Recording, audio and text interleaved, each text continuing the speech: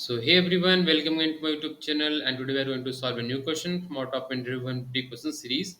And today's question title is two sum. So let's get to the question. So we have been given an array of integers nums and an integer target. We have to return indices of the two numbers such that they add up to target. You may assume that each input would have exactly one solution, and you may not use the same element twice. You can return the answer in any order. So what we've been given is that we've been given an array of integers and an integer target, and we have to find the two numbers whose summation is equals to target. And in order to find that number, it is given that these two indices are going to be unique, and there it should be confirmed that those two elements should not be of the same index. And we can return the answer in any order. So this is the question what it is asking for. Now let's understand the question and find a solution. So here you can clearly see that I have taken the example from our question, which is the first example from our question. And in this example, you can see that we have an integer, we can say that array of integers, and we have an integer target. And from this, we have to find the two indices such that adding these two values from this array, you can get this value equals to target. Now in this input array, you can clearly see that if you add the first two elements, you can get the target 9 easily. Now, what we have to do is that we have to find these two indices, and it is also clear that it is not a sorted array, because if it is a sorted array, you can use two pointer approach and you can simply find the sum or simplify the index. Now, here it is very important to note that their index are unique, and we have to know the index. And in order to have the index and the value for a specific, or you can say that for a specific need in which we have to traverse and find the summation which is equals to target or not, what we can do is that we can use a very unique data structure which is map, which can store our element value and its index. And whenever we need their index, we can simply directly access that. So what we can do is that we can take a map, and what it is going to do is that going to store the value, and it is going to store its index.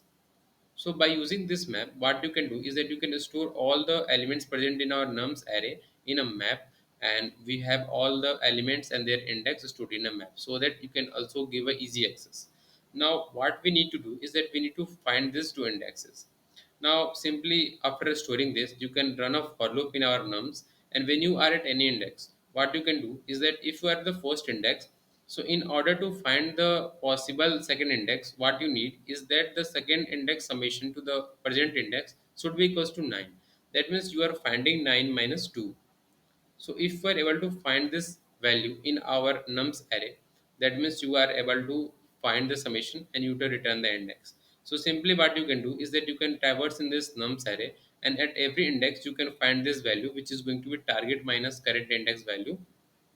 And by finding this value, you can simply search in our stored map, so that if it is present or not. So if you have stored this in a map, you can simply get 7. So if you search, you simply get 7, which is going to be equals to 1.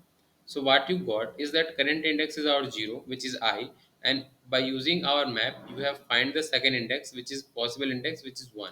So you can simply return 0 comma 1. So by using this approach, what you can do, you can simply find this two indexes. So by using this approach, we are going to solve this question. So as discussed, what we are going to do is that we are going to take an ordered map, and what is going to be type, it is going to be of type int comma int. Let's take it m. Now next what we need to do is that we need to run a for loop in our nums. So in for int I equals to 0, I less than nums dot size I plus plus. Now what we need to do is that we need to store the value, that means m, our nums I, and what is going to be value. So key is our value, and our its value is going to be equals to index. So we are going to store I. So by this we have stored all the values and their respective index in our map. Now again we need to run a for loop as we have discussed. So again let's run a for loop in our I equals to 0, I less than nums dot size I plus plus.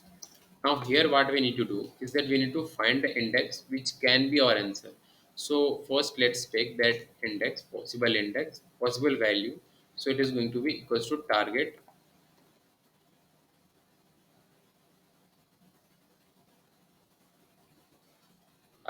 minus our num size. So by this, what you got a value which if it's exist in our map, that means it is a possible index, and we can simply return. So after this, we will check that if our m dot find which value we have to find. We have to find x.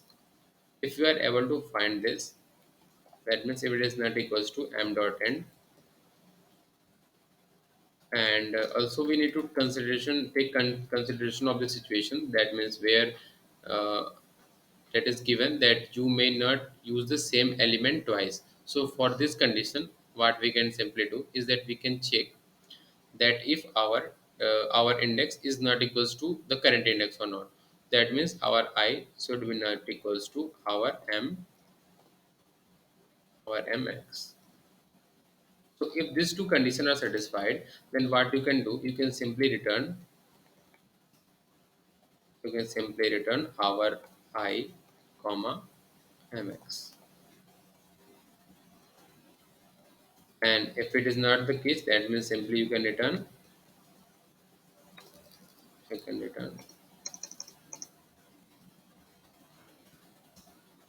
an empty. So let's try to run this. Okay, so this is accepted. Now let's submit this. Okay, so this is accepted. So this is a question for today, and this is a simple question to sum using a map. And this is a series going on for our map where we are solving questions on map. So stay tuned to our YouTube channel, and let's meet in the next video. Thank you.